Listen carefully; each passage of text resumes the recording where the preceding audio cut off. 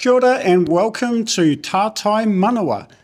And it's time for Cuppa Kōrero.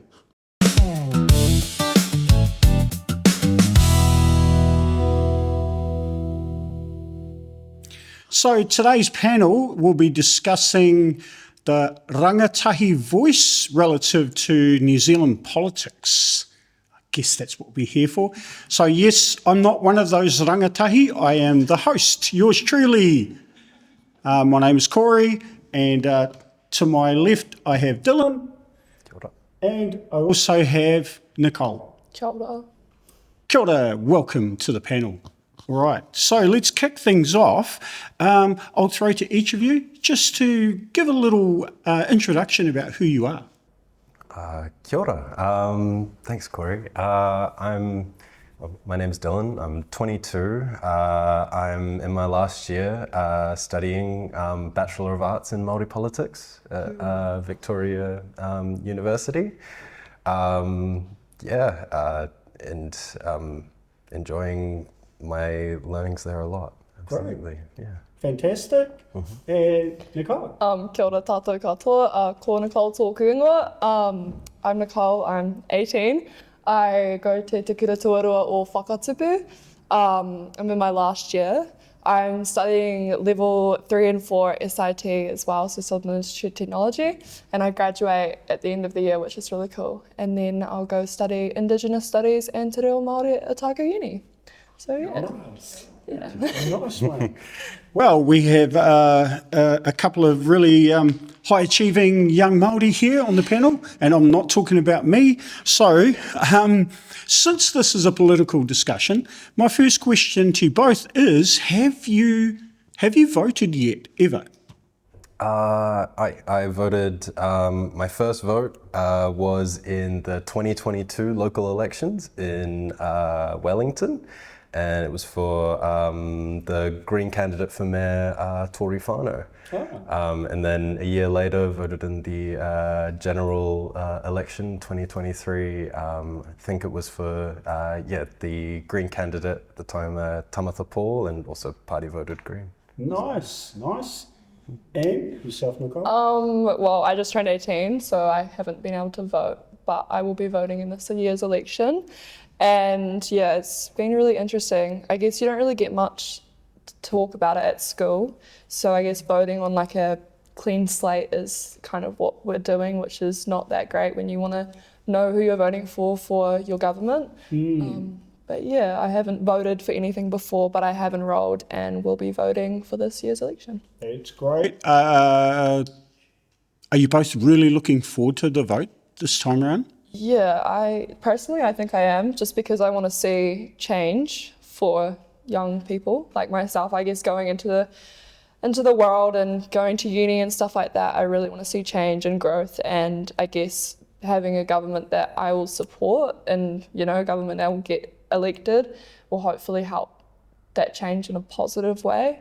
But yeah, I guess for the next 3 years, we'll see what happens. Great. Yeah, I'll say I'm looking forward to the opportunity for change in any capacity. And yes, this election looks like it'll be a close one, but definitely, looking forward to seeing new ideas out there on the table from different parties, seeing political organizations, seeing everything that comes up in an election year that, to be honest, we should be talking about even when it's not an election year. Yeah, that's great. I love the fact that you both sound quite passionate about maybe not politics in general, but certainly your ability to put a voice out there about, especially when you guys are going to be, we're all voting for your future, really.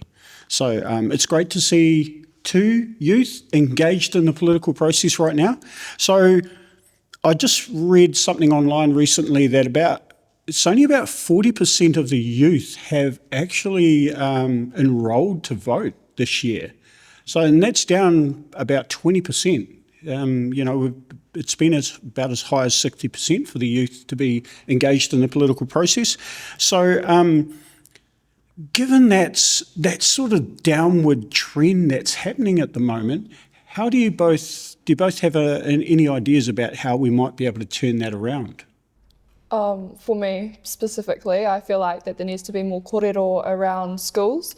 So being like taught in schools, what's like to vote or how to vote, or like, things to watch out for, and, like to look at actual real data on, the campaigns and the political groups. I feel like needs to be more, vocalized to the students, especially if it's a 40%, from that 60%, I feel like there definitely needs to be more in the schools, because obviously you've got that 17, 18-year-old age gap where, if it's for our future, we should start learning about it. Yeah. And it shouldn't, it can't be a class, but it could be definitely something that's reiterated in gatherings or whatever, but definitely something that we need to be teaching us younger students or us younger youth that, we need to learn. Is that not something that's happening at the moment? I wouldn't say it is, no, not at all. I mean, I got given a voting, little voting paper on scan this. I'm like, cool, I'm just gonna scan it and look online, But I feel like from an adult's perspective, you guys have voted more, you guys know what the drill is. Yeah. So maybe, from your perspective, giving it to us and, letting us understand what it is from your guys' perspective would be better. I don't know, that's just how I feel, but yeah. Great. Yeah, no, I absolutely think that, education of our Rangatahi is extremely important, I think throughout high school, I certainly wasn't really taught anything in school about civics or politics or our political system or political parties or even how government works. I'll out my brother for a second. It's I think you get when you turn 18, it's I was really excited to vote at the time, but I think him and the majority of my friends were really excited that they were finally able to drink. So it's I think they're more occupied with other things, right? That's not my priority. So there's a lack of teaching, of course, of the importance of a vote and the importance of a political organizing, and that's what I'd say is the second thing is establishing community for our rangatahi. We're in spaces that promote political learning and things like that, naturally integrate it into stuff, our society and the way that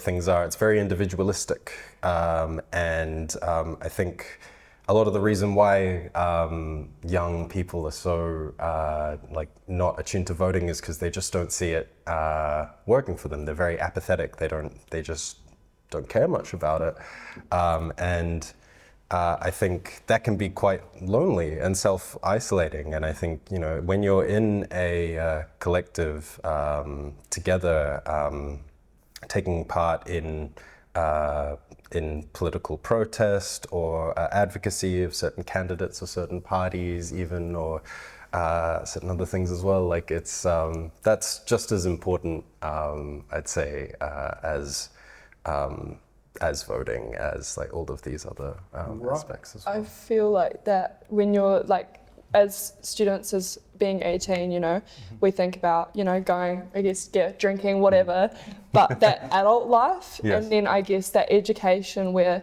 if a political party does something to our education, we'll be affected by it, but we'll only be affected by it for a certain amount of time, for 3 years or whatever, and then, we're off into the actual adulthood after university. So I feel like some kids don't understand that, or some kids don't choose that path, so then just don't bother voting, whereas some kids like myself are well, I want to go study for 3 years, I need to vote, so if I can get a chance, I guess, to have some money or whatever.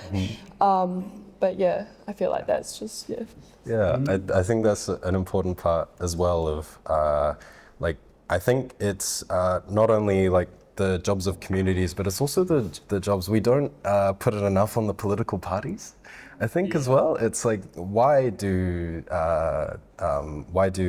young people not feel like they're heard, or not feel like it's worth voting at all? And it's largely, I'd say, because the political parties do not offer anything to vote for. They don't offer a vision or policies targeted for young people, you know, that they can see, yes, this genuinely... agree with you on that one. Yeah, this genuinely like benefits my life, you know. What I found interesting was that there was this one, we got, like the thing that I said before, we got given this little like pamphlet, and you can actually, we can scan it and be a part of the voting process. So we can go stand at stalls and like get other people to vote as well, which was really cool. I feel like that was a really nice opportunity that we got given. But it was more from the careers people. It wasn't from any other teachers. It was only the careers people we got given that opportunity. So it's like, wow, you know, if you want everyone involved, everyone needs to know about it, every teacher, every adult, you know. So yeah, I feel like that was quite nice too. Yeah. Cool. So I know you both are advocates for, or at least you're politically engaged, right? So already we see you guys as being advocates for rangatahi and to try and rally the troops, so to speak. Yeah. So for you individually, what issues affect you as a young rangatahi that maybe our politicians don't know, or even older people just don't know or don't realise? It's one that has popped up in the news a lot. Yeah, and in the past couple of years as well. And it's like for me and most of my friends, university or like tertiary tuition fees. Right. Seeing that coming in. Seeing that being promised and then not exactly committed to, and then like committed to in a slightly different way under this government to being like completely repealed. It's very disheartening, and you know, I can see as many like rangatahi look at that and it's like, you don't support me. I can't rely on you. I can't rely on you, like being the political system, being whatever government is in charge. It was both Labour and National that screwed it up. Yeah. You know, and so it's issues like that for rangatahi. I think where it's a small example, but just shows how the affordability of university. Absolutely. Yeah, some people drop out because of it, because they can't afford it, or there's no support. 100%. Like you can't get a scholarship for every student. Yeah. And then obviously people are stuck in that, oh, I've got $50,000 I have to pay off. Oh crap, I can't do uni, I need to pull out and work. Like you can't have that. If you want students to get an education, if you want students to, you know, have a voice and, you know, understand the world that they're living in, you kind of need them to have at least some sort of education or some sort of knowledge, and stay in that knowledge till they find something they're passionate about. Like I presume yourself, you've stayed in what, 3-4 years now? This is my fifth year now. Yeah. Fifth year, exactly. So you've stayed for 5 years. Some students drop out at 3, or some students don't even go because they can't afford it or want to do a trade, you know. So I guess there's a kind of a stoppage where, you know, people can't afford it. Like when I go to uni next year, it's going to be $90,000. Like for the 3 years that I'm at uni, I'm like $90,000 for 3 years. Like, you know, start paying that off right now. Like, so yeah, that's, I feel like that is a stoppage point, and for some kids especially. Yeah, and I know, like, you know, not every person who graduates from high school also like wants to go to uni as well, but it also applies to like apprenticeship boosts and things like that, like or other forms of tertiary education that the support for which has been shaky at best under successive governments, and just proves to from a young person's perspective, it's like, oh, this political system, it's unreliable, it doesn't do enough for me consistently, so I don't actually feel like I participating in it matters very much. And it's like our voice and our future. Like if you want us to stay in uni and have a voice, you know, we want to shape our own future, and we need the support, or we need that guidance from our government, because obviously we live in the area of New Zealand, Aotearoa. You know, we need that support from our government. Otherwise, you know, you'll get people sent off to Australia or you know, overseas, and you obviously want people to stay and work. You know, you can't have that if they're moving. So yeah. Yeah. Any other burning issues do you find? There's got to be other reasons why you're engaged politically. Are you outraged by any of the goings on that happens? Oh, don't get me started. Yeah. There's a few, but Oh, look, like one of the big catalysts for me getting into the degree that I'm in was learning about Māori history, and I only learnt about aspects of Māori history and TeTiritiOWaitangi, this nation's founding document. I only learned about it in my first year of university, so not in high school, not even really in primary school. Yeah, like I knew of the treaty, but I'd never read it. I'd never learnt about the history behind it. I'm very glad to hear that. Yeah, I got into Māori politics through that, and then became very, I'd say, hyper aware of the actions of political parties and governments, and then when I voted in 2023, and then the Treaty Principles Bill, David Seymour's bill, was submitted to the House, and that for myself and so many young people, both tangata whenua and tangata tiriti, evoked a lot of emotions, even if people didn't fully understand it or weren't fully educated on it. It knew that, you don't mess with the founding document, man.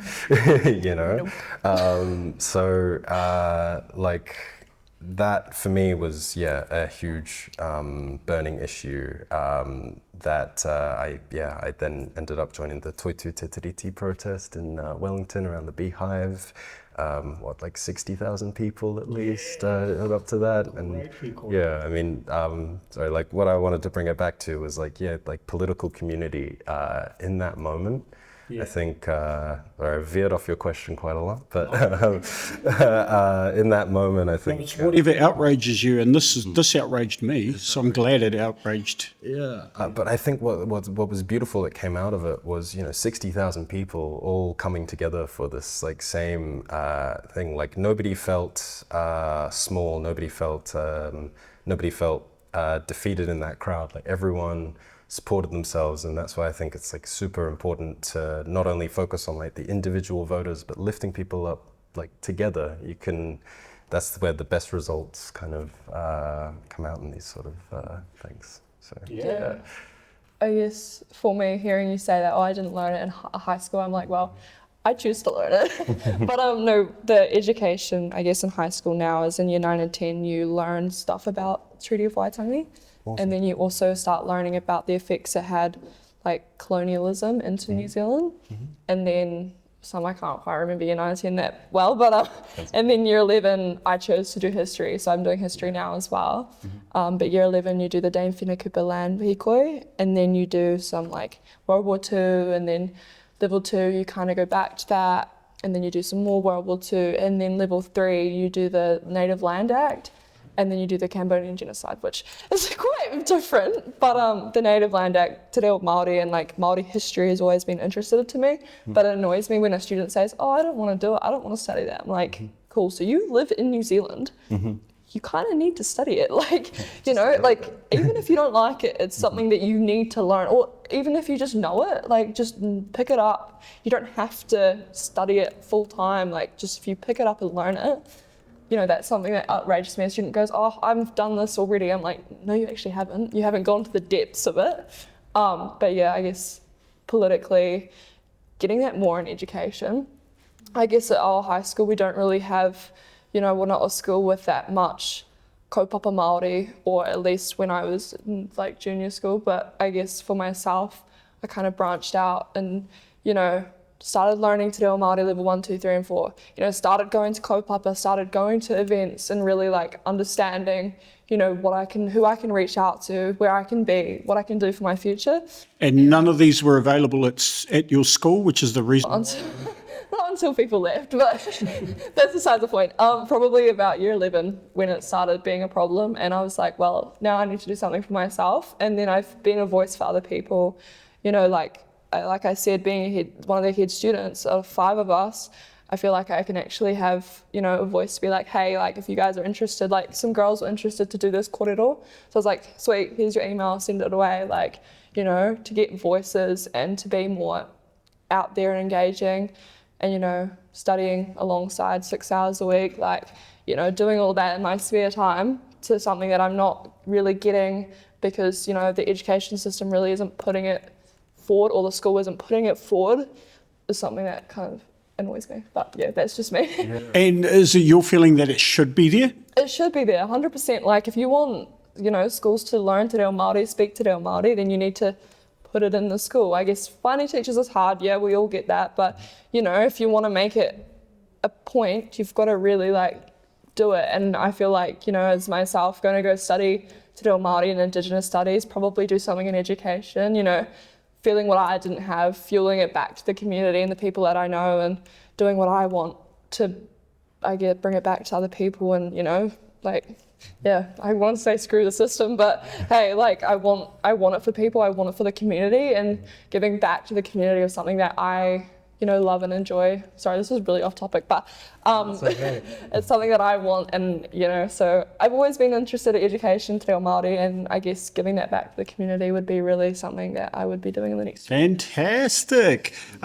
Just touching on something, so you mentioned that it sounds as if the pathways that you feel should be there within your school, especially as a rangatahi Māori, to learn Māori history, to learn te reo. Yeah. So the time that you came through, Dillon, because there is a 5-year gap between you both. So the time that you came through, were those pathways also not available for you, or were you not even interested in knowing whether there were pathways? Look, I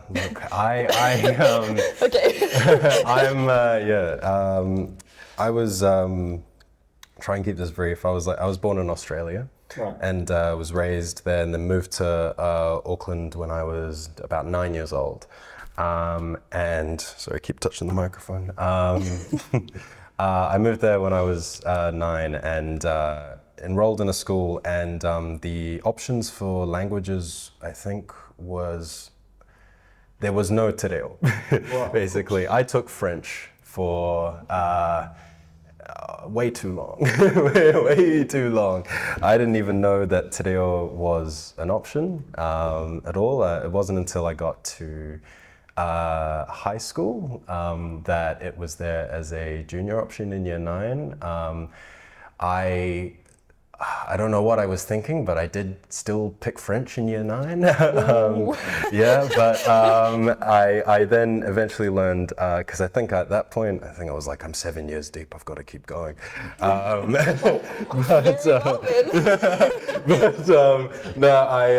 I don't know, I saw the light in year 10 and started learning te reo in Wakatipu High School.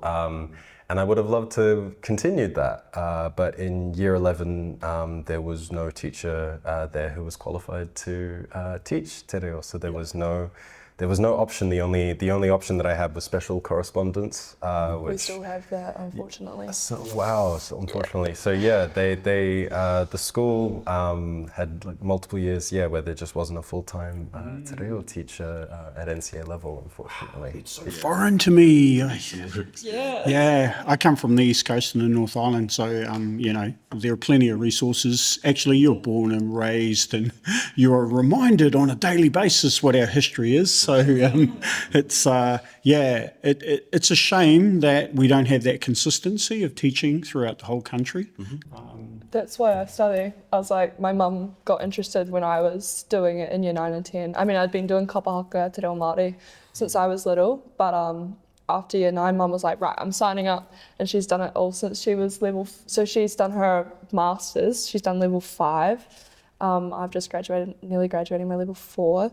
But I guess that's like, you know, she's really loved, you know, seeing me grow in that space. And Dad did it for a little bit, but his dyslexic brain didn't work that well with it. So, sorry, Dad. He kind of still carries on. He still talks to us. He'll be like, you know, kei te pehi a koe, like he'll be really interested in.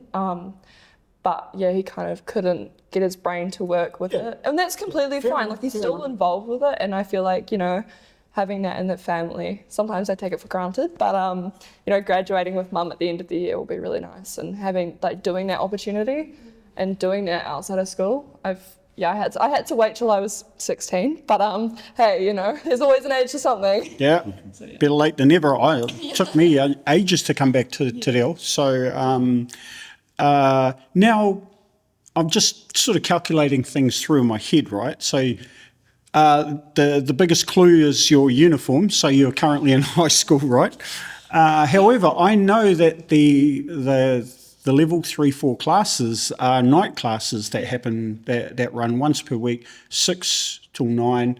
So you go to school and then you attend those classes. Do you want to hear my day on Tuesday?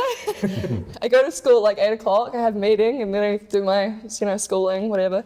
And then I go to the gym, and then I go to Te Reo Māori for 3 hours. Sometimes I might have a little nap here and there, but hey, I'm still learning.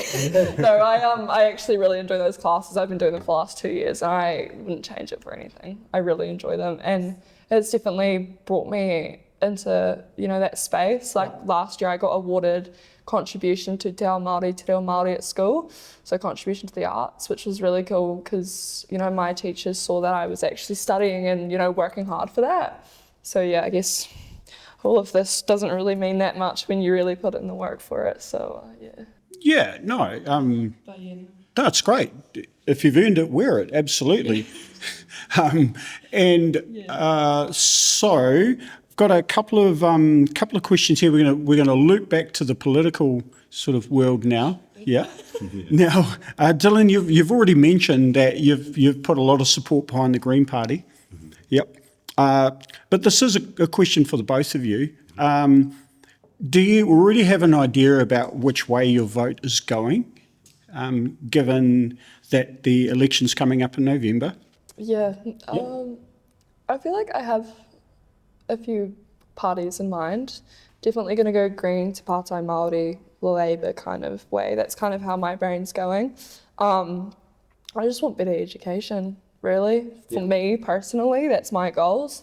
I guess I want to have that money so that I don't have to pay all of my uni debt off, but I still want that kind of, I want the better education. The new system that's coming into schools in the next few years is going to really change a lot of things for people. And I guess going that kind of way might be for me. I haven't delved into it too much because I'm still on the surfaces because I still don't really know who I want to vote for. Yep. But that's kind of the way I want to go, that trio of groups. Somewhere together. on the left. Yeah, somewhere on the left, not on the right. How about you, Dillon? Yeah, certainly against the current government. Yeah. Not voting for any of them. What I kind of see is it's left wing, right wing, but it's also kind of, I guess, progressive versus regressive. That's a better label.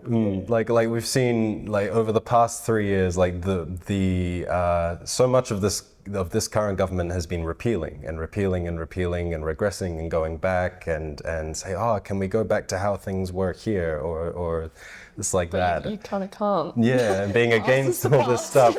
But it's okay, then what are you here to do? What are you here, ACT is obsessed with making the government smaller and smaller and smaller, and it's okay, what is the point of that? What are we doing one governing body of one person. Exactly. Wow, okay. I don't understand. So, definitely. I haven't firmed up my decision or anything like that, but it's definitely against the current government, Right. and definitely for something that's progressive for the future. Yeah, for the future. You can't really go back in the past because the past is the past, and you want the future to be a positive place, and with TeTiritiOWaitangi, you want those things still staying in the future in the next thousands of years. You don't want it to be push it back. You can't. It's the founding documents. That's who we are. So I guess the future. I agree with you on that one. Definitely future is best. All right. So this one I'm looking for is fairly specific answers if you can give them. So where do you both go for your political information, and how do you know if you can trust it?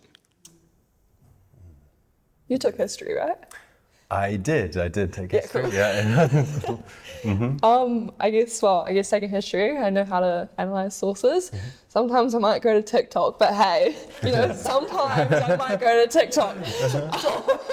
But no, I get really interested, sometimes when I see something, I'll go in a loophole and actually find out the information about it. So I read news, I actually watch the news pretty much every night. I'll look at actual newspapers. Who's news? I do look at the English one. Okay. I'm sorry if that offends anyone. No. I mean, to be fair, Te Reo Māori one is good sometimes when I'm learning Te Reo Māori, so when I'm listening to the kōrero, I can actually understand. But I listen to the English one because Dad listens to the English one, and then he wants the weather, and I'm like, okay, you know what, just have it, just have it, whatever. But no, I like to listen to the news. I also look at newspapers, online, all of that kind of stuff, and I'm really interested in, the variety, not just the one set thing. You have to have different perspectives. But yeah, I would say I'm a variety kind of person who looks at different things. Much social media? Do you look at?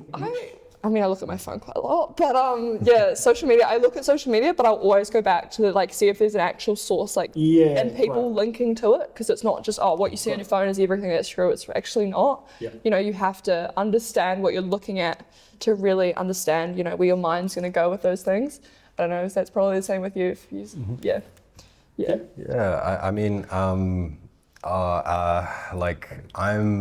I do study politics. Yeah. I have an unhealthy habit of consuming basically as much of the stuff than is probably healthy for me, to be honest. But I'd say a lot of where I get specifically commentary and news and particularly opinions that I can sort of rely on is from independent media like this and others that have been popping up around Aotearoa. Who's independent media in particular? Do you have a sort of person or a group that you lean towards?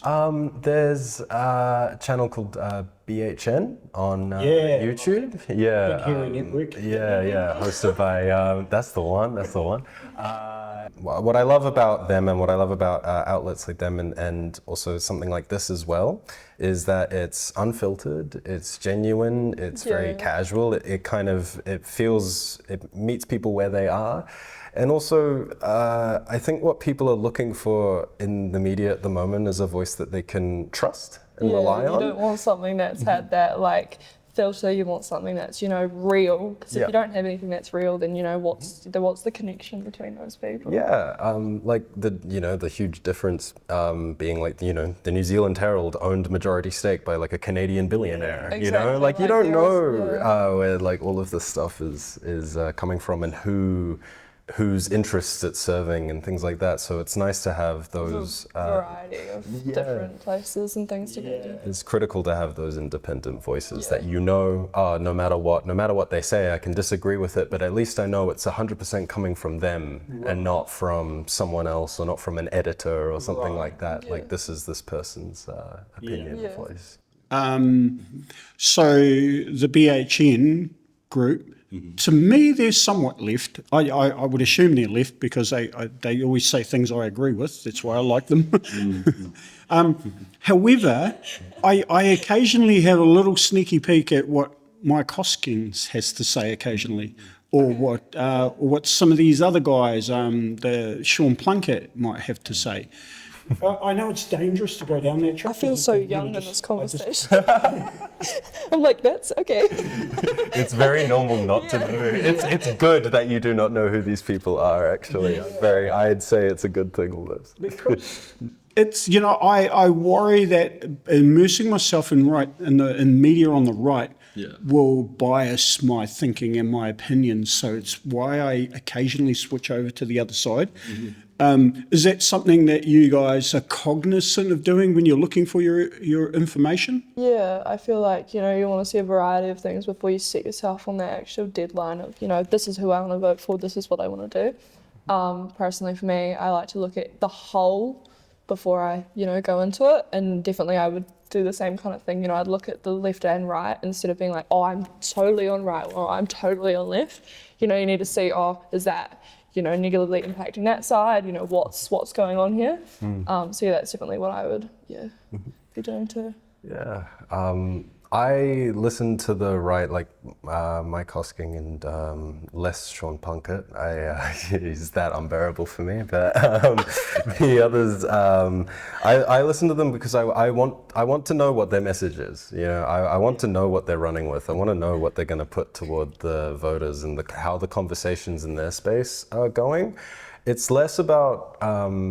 I think it's important to get as many perspectives as possible, but also to weigh those perspectives appropriately as well. Like just because there's, you know, if you've got Dr. Anne Salmon talking about TeTiriti, and on the same day you've got David Seymour talking about TeTiriti, it's like, okay, you can listen to both those arguments, but which one am I going to weigh more significantly, right? So I think it's important to be Not informed. David Seymour. Well, you showed that going like this, so I tried to imply it without saying it. I'm glad you said it.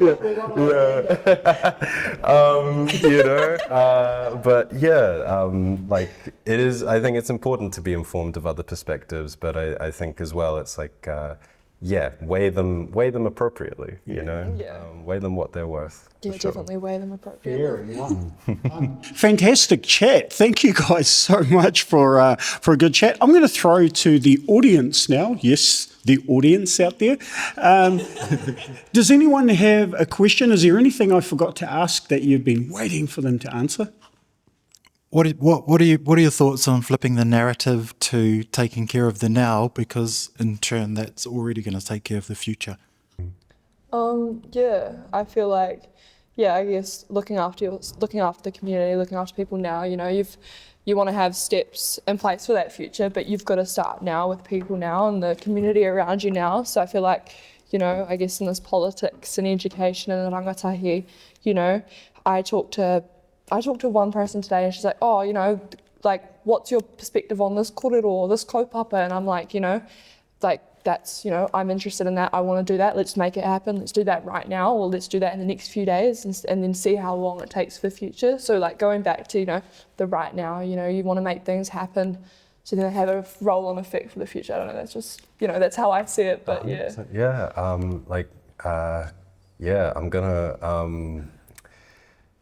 I'm gonna quote a favorite movie of mine. You know, the present is a gift, and I think that, you know, you can't have a future. Is that Kung Fu Panda? That is Kung Fu Panda. Yeah. That is Kung Fu Panda. A lot of beads of wisdom from that film, but you know, like you can't have a future without your present, you know, and without investing in the present and the right now. And That's all I can think of right now. I know. The present right now, you know. It's important to invest in the now, absolutely, and make sure that we have both a now to believe in the short term, but also that, we look at it holistically from all angles, from that future angle, from a now angle, from maybe all even the past generations, as well, maybe even the past, you know, like, all of those different things. It's got to be a complete view. It can't be narrow. It can't be dead-ended. Like it's all got to take it all into account. Absolutely. Yeah. Great. Any other questions? We have another one out there. Kia ora. I'm interested in hearing specifically what sort of education system you'd be interested in seeing in the next 10 years within this country. What do you think it is that we need to take our young people forward? You know, even with the small like student participation and student voice like initiatives that we do have in the school, it is still very much dictated by like the school board or certain other like bureaucracies. You know, they always get the final say. It's like, you know, it's a small like democracy, but actually it's a little bit of a dictatorship. Yeah. You know, There's only so far we can go, unfortunately, and I feel like that's what I've been wanting to change. There needs to be more Indigenous, more New Zealand culture, so then kids learn it and be like, oh, maybe I can take that when I go study politics. Like, you didn't think about taking Māori politics, you know, how can the education system bring that into for students to actually be able to access that? And I feel like I've always been a person who wants to hear what people have to say and try and implement it. Like, I guess for Te Reo Māori, you know, people are like, oh, we don't have a teacher, we don't have this, we don't have that. Right, well, I'm going to go study it, I'm going to go do this, I'm going to make kapa haka a priority. Like, we have 7 new tāne, we have 20 wahine. Like, that's 27 kids in kapa haka, roughly, give or take. Like, that was from Te iti o Tāhuna to Te Nui. But the thing is, you know, when like your mum, Whaioroni, says, you know, hey, we want people to join kapa haka, I'm like, right, sweet, we're going to make it happen.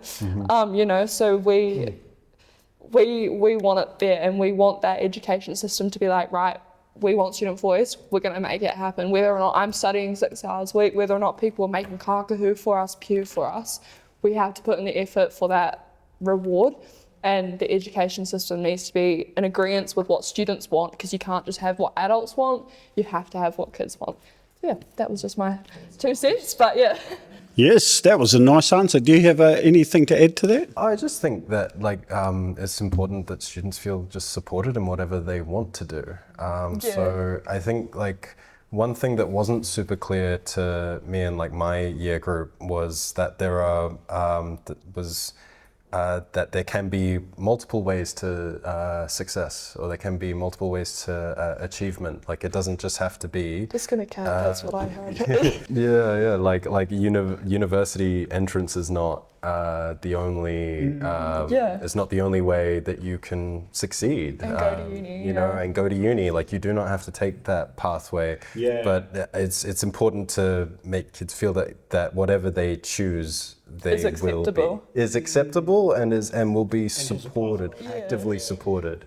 Support needs to be there for rangatahi choosing their own pathways, choosing where they want to go. You know, you don't always need that university, you don't always need to, you know what you want to do, but as long as you have some sort of like hobby or something that really interests you and taking that pathway, then you know you're going to get somewhere in life. Yeah, absolutely. I fully agree with that. As a person who didn't go to university, but I still, the job that I do requires any young person to go through university. So I came from an older time where university wasn't seen as a requirement into a career, but I still take on board that we need pathways for university, we need pathways for apprenticeships, you know, trade training, etc. Artistry, you know, whatever form that is, we need pathways. Accepted and, you know, supported by people outside of the community, you know. Yeah. Absolutely.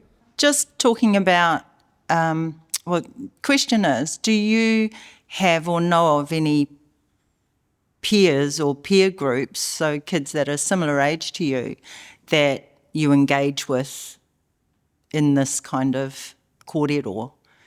Do they exist? And if they don't, that's terrible. So when are you going to start? Yeah, so just people of your age, it's kind of looking at older people, looking at the government, us asking you questions.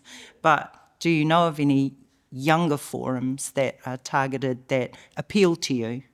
I find it interesting because, yes, youth voter turnout is as low as it's been in the past, I think, 6 election cycles. But I think that it would not be correct to say that youth are not engaged in politics, though, and are not engaged in political discussions and forms of political conversation.